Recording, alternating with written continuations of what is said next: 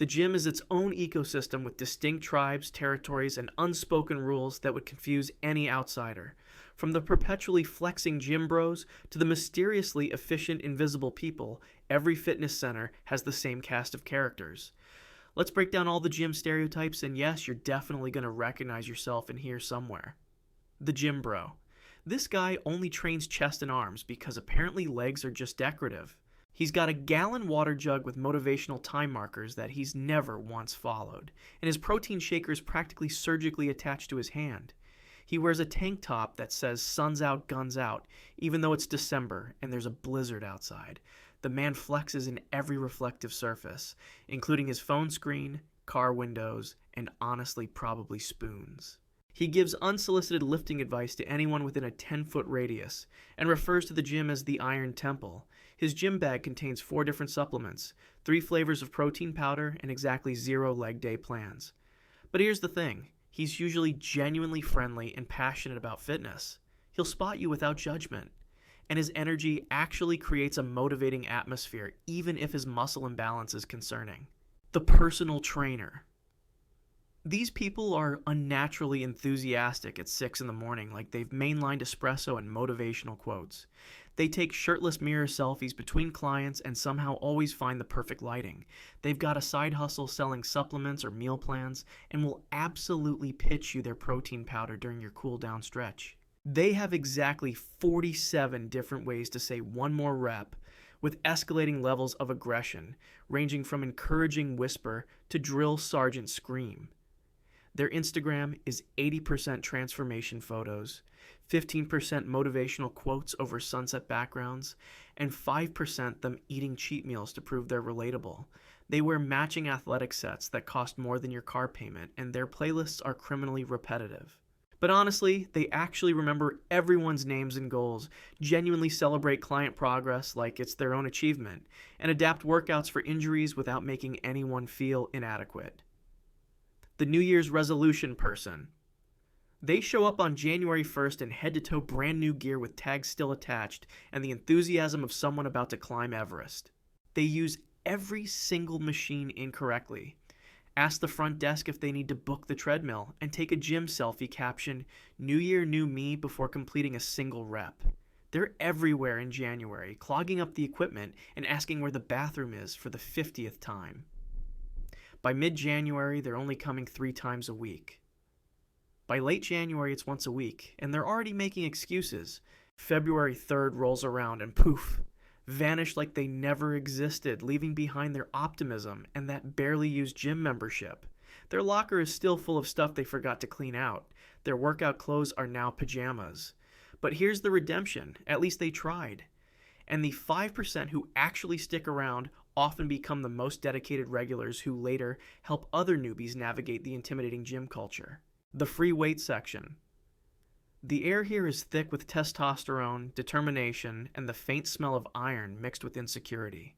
Grunting echoes off the walls like some kind of primal mating call, and there are invisible territorial lines that everyone somehow knows not to cross. It smells like metal and old gym socks and broken dreams. The dumbbells have apparently learned to teleport because they're never where they're supposed to be on the weight tree. The 35s and 55s exist only in theory because nobody's ever actually seen them available. You'll find a single 10-pound dumbbell inexplicably in the squat rack. Weight trees are treated as suggestions, not commands. Someone's always doing curls directly in front of the dumbbell rack, blocking everyone's access. There's at least one person taking up 3 different sets of weights simultaneously. The bench press always has a wait time, but this is where real strength training happens, where experienced lifters actually help beginners with form without being condescending, and where functional fitness gets built 1 rep at a time.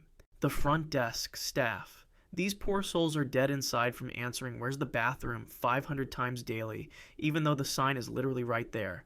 They know everyone's drama, who's hooking up with who, which personal trainer got fired for sleeping with clients, and they've got tea that could end marriages. They pretend not to notice when regulars sneak in protein shakes, even though there's a no outside food policy. They can spot a non-member trying to use someone else's guest pass from 50 feet away through pure vibes and psychic ability. They've mastered the customer service smile that doesn't reach their eyes. They've been asked if they work here while literally standing behind the front desk wearing a staff shirt and name tag. They've had to explain that no, one-day passes don't mean you can come every day for a month. Their lunch breaks are sacred and they will hide in the storage closet to protect them. But they actually create the community feel, remember birthdays and fitness milestones, and are genuinely happy when members hit their goals. The invisible gym goer. This person is in and out in exactly 45 minutes. Headphones permanently attached like they're surgically implanted, and they never make eye contact with anyone ever. They've got the same routine down to the minute, same machines in the same order, same weight progressions, borderline robotic efficiency.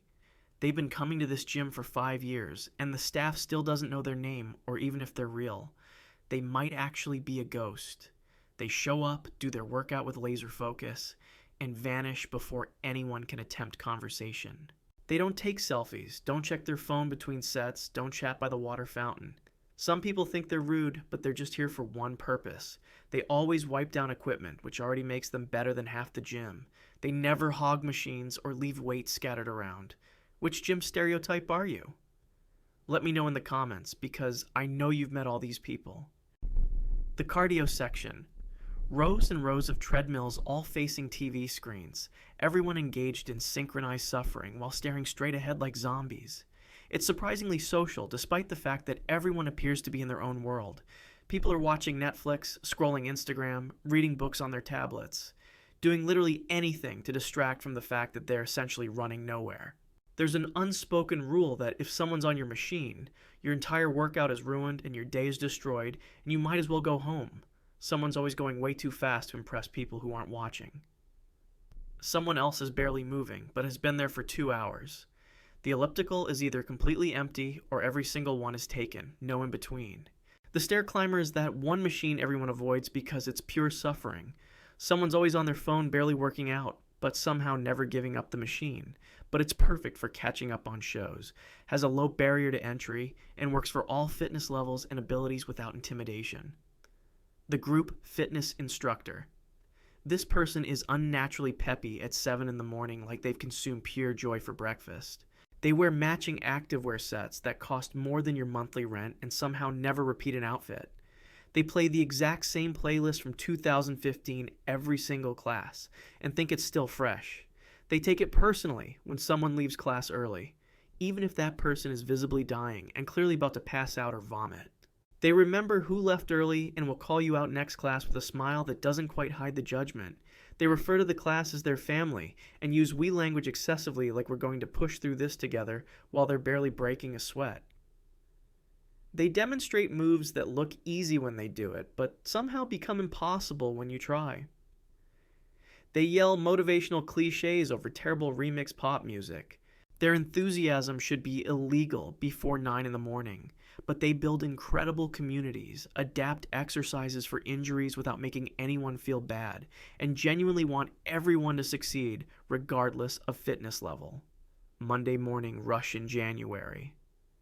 Equipment scarcity reaches apocalyptic levels where you're waiting 15 minutes just to use a single dumbbell. The parking lot resembles a Mad Max scene, with people circling like vultures waiting for spots. Every machine has a wait list. The locker room is so packed, you're getting dressed while pressed against strangers. New faces everywhere, all looking lost and confused, asking questions that could be answered by simply looking around. Regulars arrive at 5 in the morning specifically to avoid this resolution crowd madness. There's silent resentment radiating from veteran gym members toward the temporary invaders. The personal trainers are booked solid and thriving financially. The front desk staff looks like they've aged 5 years in 1 week. Someone's using the leg press machine as a phone charging station. Someone else is doing bicep curls in the squat rack, which is basically a war crime. Wait times for benches and squat racks exceed 20 minutes. But this revenue surge allows gyms to buy better equipment and make improvements. The energy is actually motivating despite the chaos, and some resolution people genuinely become dedicated long-term members. The social butterfly. This person spends 90 minutes at the gym, but actually works out for maybe 20 of those minutes. They know everyone's complete life story, their kids' names, their relationship problems, their career struggles, everything. They stand directly in walkways having full conversations, while people try to navigate around them doing that awkward excuse me dance. They can turn a simple water fountain visit into a 15-minute discussion about Susan's divorce and Karen's new boyfriend and Tom's promotion. They're somehow always at the gym whenever you're there, like they live in the building. They'll interrupt your set to tell you about their weekend plans. They treat gym equipment like furniture to lean on during social hour. Their rest periods between sets are measured in conversations, not minutes. They're on a first-name basis with every staff member and know the cleaning schedule. But honestly, they make the gym welcoming for nervous newcomers, help people feel included in the community, and provide accountability partnerships that keep people consistent with their fitness goals. The locker room. This humid echo chamber is where the weirdest social dynamics emerge between complete strangers. You've got weirdly intimate conversations happening between naked people who just met 5 seconds ago, discussing mortgage rates and political opinions.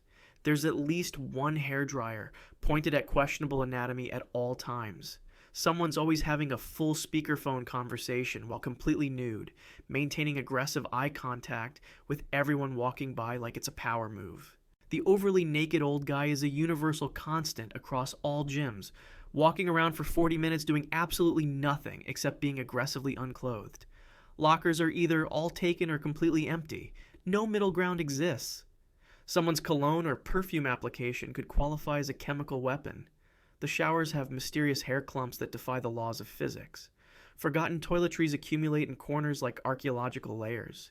The benches are perpetually damp for reasons you don't want to investigate. Someone's always blow-drying their entire body, including between their toes. But genuine camaraderie forms in this vulnerable space. Unexpected friendships develop over shared frustrations, and it becomes a surprisingly judgment-free zone where people bond. The spinning instructor. This person genuinely believes they're DJing at Coachella instead of teaching a cycling class in a suburban gym. They yell motivational cliches over EDM drops like your only limit is you and we didn't come this far to only come this far, while electronic music assaults everyone's eardrums. They've cultivated a cult like following where their classes book out instantly, and people get genuinely upset if they can't attend. They wear a headset microphone like they're Britney Spears performing a stadium tour. Their playlists feature the same 10 songs, remixed 17 different ways. They dim the lights supposedly for ambiance, but really so you can't see that they're barely pedaling while you're dying at resistance 15 and questioning all your life choices. They do choreographed arm movements that serve no fitness purpose whatsoever. They refer to the bike as your horse or your vehicle. Their motivational speeches somehow relate every workout to overcoming life obstacles. They high-five people mid-ride, which feels dangerous. But they create an addictive high-energy experience. Incredible cardio workouts disguised as dance parties, and community bonding through shared suffering. The gym owner. This person is either intimidatingly ripped and makes you feel bad about your existence, or has a dad bod and gives motivational speeches about consistency over perfection. They constantly complain about air conditioning costs like utility bills are their villain origin story. They threaten to ban chalk every single month, but never actually do it because the powerlifters would riot. They mysteriously only appear when equipment breaks, or someone's blasting music so loud it violates noise ordinances. Otherwise, they're nowhere to be found, presumably in their office or at home counting money. They send passive-aggressive emails about wiping down equipment and putting weights back. They're overly friendly during membership signups, but become ghosts afterward. They implement weird new rules that nobody asked for, like no grunting policies, that can't possibly be enforced. They're either super hands-on and know everyone, or completely absent. No middle ground. Their office is filled with supplement samples and fitness magazines from 2012, but they're actually invested in creating safe, inclusive spaces, upgrade equipment when budgets allow, and handle conflicts between members diplomatically without public drama. The stretching and abs area. This space is half yoga studio and half social club where people avoid their actual workout.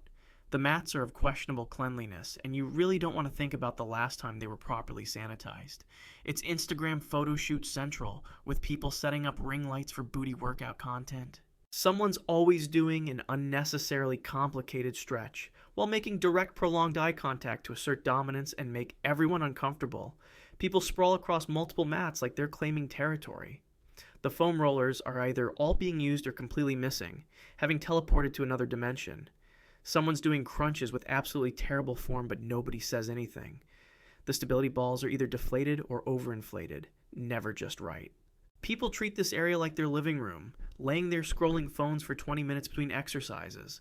Someone's always in child's pose, but you're not sure if they're stretching or napping. The mirror creates performance anxiety for people trying to stretch in peace, but it's genuinely important for injury prevention and recovery, provides a good cool-down spot after intense workouts, and offers an accessible entry point for beginners intimidated by the weight section. The gym influencer. Everything this person does gets filmed from 17 different angles with professional lighting equipment they somehow smuggled in. They wear matching color-coordinated sets organized by weekday like a cartoon character's wardrobe. They appear to work out but mostly just take photographs and check footage obsessively. They do 3 reps, check the camera footage, adjust their ring light position, fix their hair, do 3 more reps, and repeat this cycle for 45 minutes straight. Their gym bag contains more camera equipment than actual workout gear. They've got a tripod, 2 phones, a tablet, backup batteries, and maybe 1 water bottle.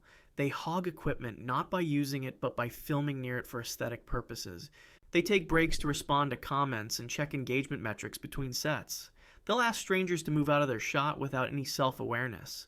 Their workout videos have more cuts than a Christopher Nolan film. They do exercises that look impressive, but serve no actual fitness purpose beyond content creation. But sometimes they provide legitimate form tutorials that help people, inspire others even if their lifestyle seems unrealistic, and normalize fitness content creation which encourages more people to prioritize health. Post-work evening. Crowd. The gym from 5 to 7 in the evening is packed beyond reasonable fire code capacity. It's stress relief meeting social hour with aggressive equipment, claiming using towels and water bottles as territory markers. An unspoken hierarchy emerges where regulars have invisible reserved spots and newcomers wander around like lost tourists in a foreign country. The locker room becomes a changing room nightmare with 0 personal space. Parking is absolutely impossible and you'll circle for 15 minutes. Minimum, every piece of equipment has someone either using it or waiting for it. The atmosphere oscillates between determined focus and barely controlled chaos. People are still in work mode mentally, so there's this frantic energy everywhere. Someone's taking business calls between sets. Someone else is stress-eating protein bars.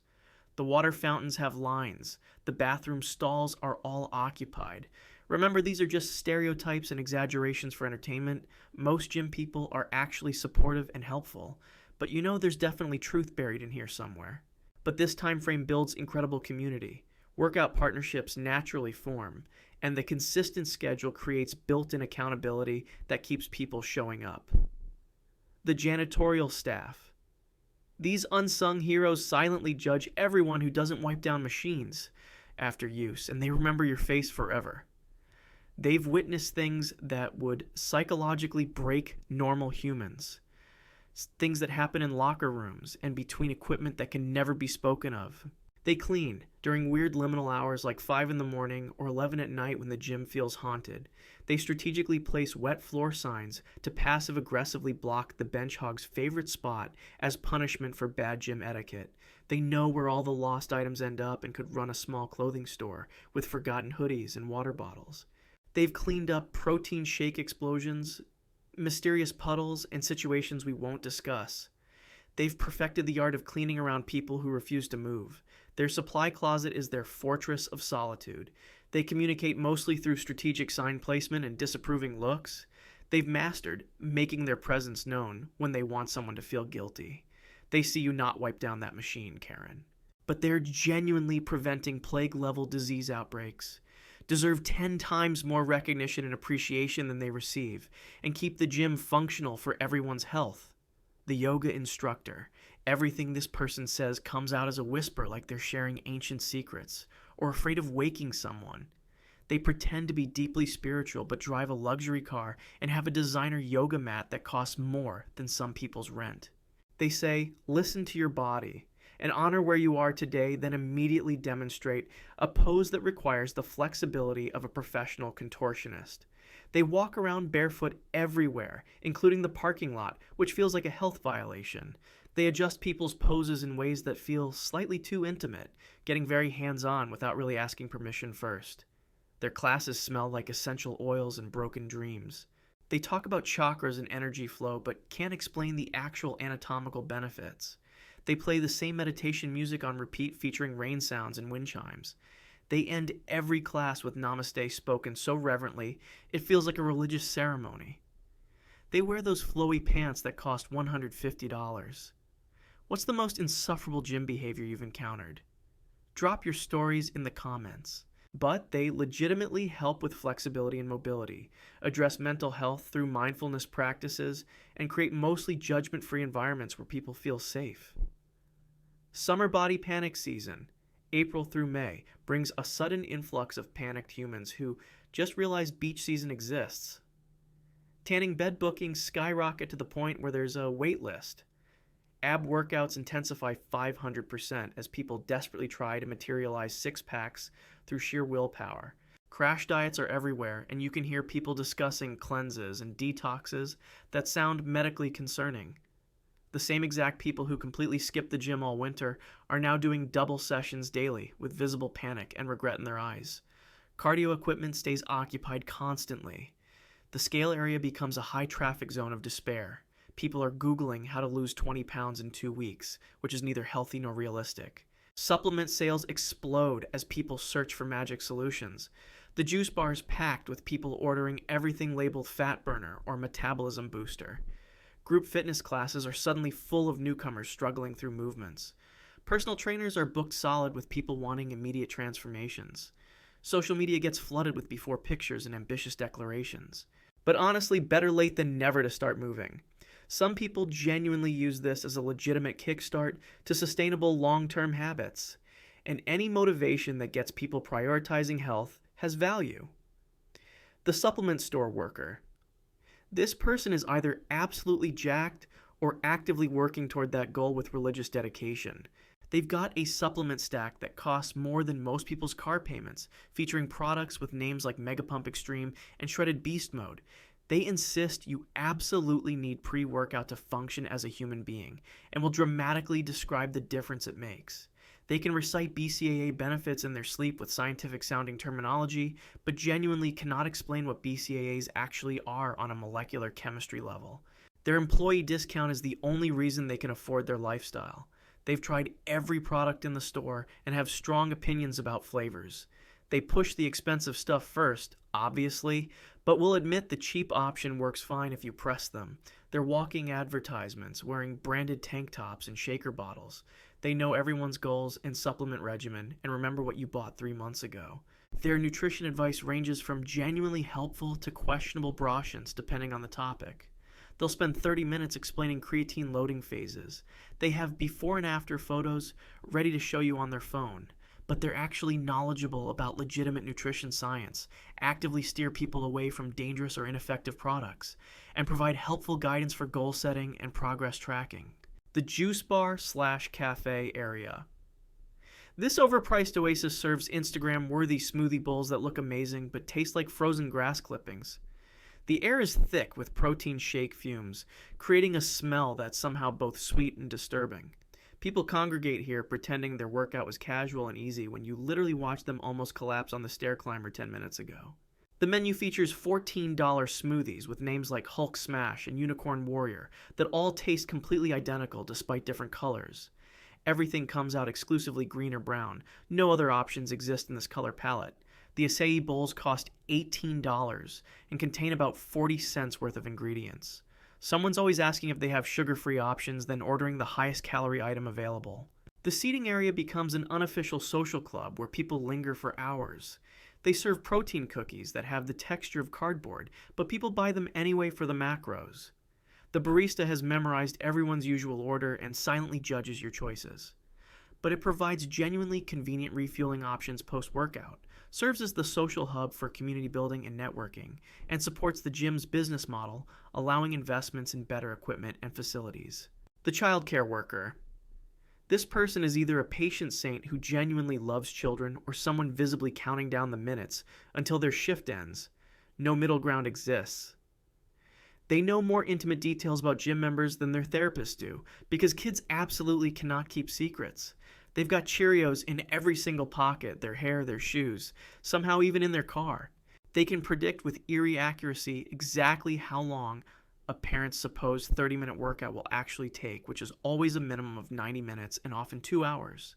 They've mastered the art of entertaining 15 kids simultaneously with 3 toys and pure charisma.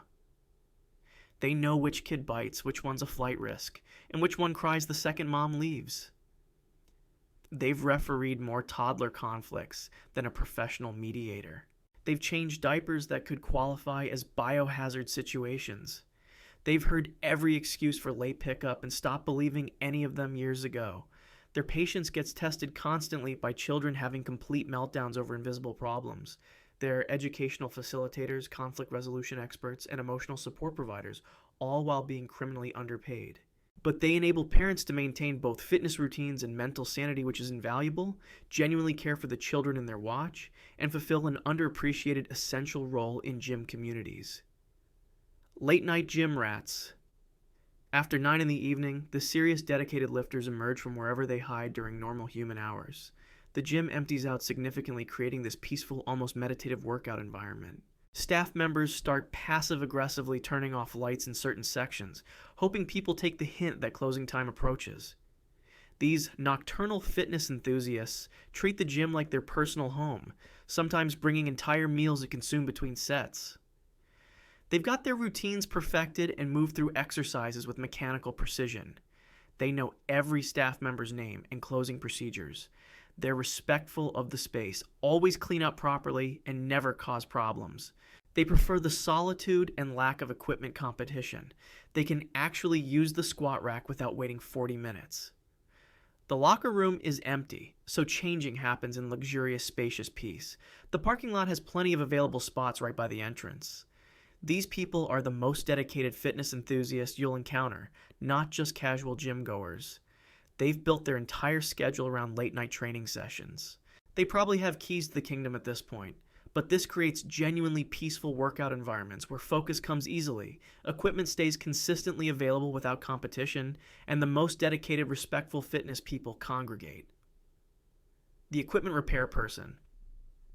This elusive cryptid appears approximately once per month, always working on the exact same broken treadmill that's been out of service since the previous administration. They mysteriously know exactly who broke what equipment, and when it happened through some kind of psychic ability or elaborate spy network.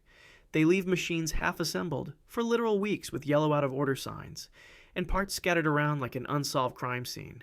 Their toolbox contains items that look more medieval torture device than repair equipment. They work at a pace that suggests time moves differently in their dimension. They'll fix one thing which immediately causes 2 other things to break in a cascading failure situation. They communicate exclusively through heavy sighs and head shakes. They've got oil stains on clothing that seem permanent and potentially sentient. Members ask them when something will be fixed, and they respond with vague timeframes like soon or eventually or maybe never, who knows. They disappear for months, then suddenly appear working on something nobody reported broken. Their repair jobs are temporary at best, but when they actually show up and genuinely complete repairs properly, the gym runs smoothly and efficiently for exactly 3 glorious days before entropy reasserts itself and things start breaking again. The lifeguard. This attractive human is fully aware of their physical appeal and has positioned their elevated chair for optimal tanning angle rather than optimal pool surveillance coverage. They appear to be sleeping behind expensive sunglasses, but are supposedly scanning for drowning victims. They blow their whistle at running children with militant precision and seem to enjoy the power dynamic. They've been reading the exact same book all summer, currently on page 47 for 3 months straight. Their tan is absolutely perfect, and clearly the main job priority. They twirl their whistle during slow periods. They've mastered the art of looking busy while doing essentially nothing. They occasionally get up to test the pool's chemical levels, which involves dipping a strip in water, then going back to tanning. They've got a cooler full of snacks and drinks, like they're camping, not working. Their emergency rescue training happened years ago, and hopefully they'd remember procedures if needed. They're on their phone way more than probably allowed. They wear the official uniform but have customized it somehow to be more fashionable. The older pool regulars know their entire life story from daily conversations. But they're actually trained, certified professionals, despite appearances, prevent accidents without making dramatic scenes about minor infractions, and maintain safe swimming environments for all ages. The massage therapist. Everything this person says comes out in those calming therapeutic whispers that somehow make you feel guilty for having muscle tension. Judgment absolutely radiates from their hands when they discover your shoulder knots, which feel like rocks embedded in flesh. They play the exact same waterfall and bamboo flute sounds on eternal repeat until you've memorized every water drop. They act completely shocked by how tense you are every single session, as if you weren't equally tense last week and the week before that. Their room smells like lavender and eucalyptus essential oils mixed with desperation. They ask you to rate your pain on a scale from 1 to 10, then proceed to create new pain levels beyond measurement. They tell you to relax while applying pressure that makes you question if this is therapy or punishment. They've got those uncomfortably strong hands that can find every problem area you didn't know existed. They recommend you drink tons of water afterward to flush toxins, which may or may not be actual science. They sell their own line of essential oils and stretching equipment in the lobby. They're booked out weeks in advance because everyone needs their services desperately. Their advice about posture and ergonomics is genuinely helpful but impossible to implement in real life. But they legitimately aid muscle recovery and mobility improvement, provide therapeutic benefits beyond just luxury pampering, and help prevent serious injuries through regular maintenance. The Group Class Studio. This mirror-walled room amplifies every insecurity and coordination issue you possess while you're already struggling. The temperature is always completely wrong, either Arctic freezing or tropical rainforest humid, never comfortable. Regulars have psychologically claimed assigned spots and will passive-aggressively stand near you if you're in their territory. The giant mirrors force you to watch yourself fail at choreography in real time from multiple angles. Class officially starts at 6 o'clock sharp, but the doors close at 5:59 and you're absolutely banished if you arrive late. The front row is exclusively reserved for the instructor's favorite students who know every move already. Newcomers huddle in the back, trying to hide and follow along simultaneously. The sound system is either way too loud or barely audible, bass shaking the walls. Someone always forgets their water bottle and has to leave mid-class, disrupting everyone. The equipment storage area is disorganized chaos, where yoga mats and resistance bands tangle together. People stake out their space with towels and bottles like they're reserving beach chairs. The energy ranges from supportive community to intimidating clique depending on the specific class.